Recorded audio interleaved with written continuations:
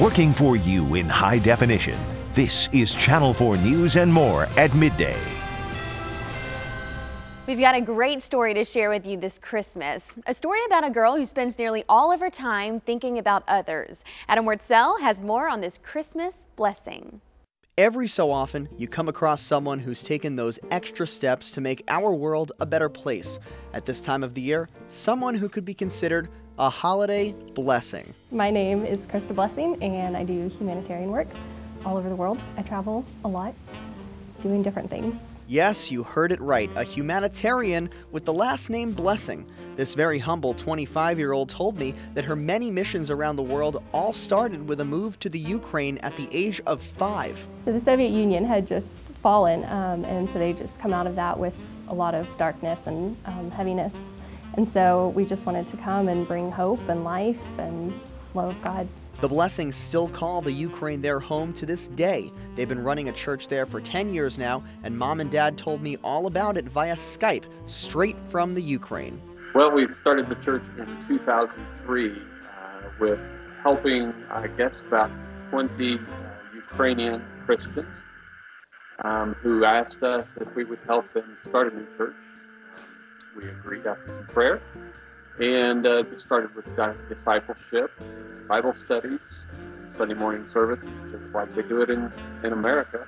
Following in the footsteps of her parents, Krista's life mission is going on missions for others. And when she tries to figure out her next move, she lets a higher power decide for her. God tells me where to go, and I go.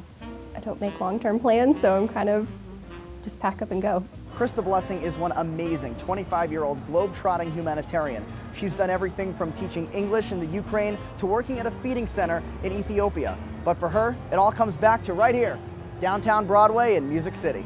Well, I lived here for a few months, about 3 years ago, and did not have a visa to stay in the last place I was at, so I came back and just came to visit and hang out. But it's not just honky-tonkin' and boot shopping for this Blessing during her stay in the States. In Nashville, I have recently discovered also a homeless feeding ministry, and that's one thing I love getting to do here.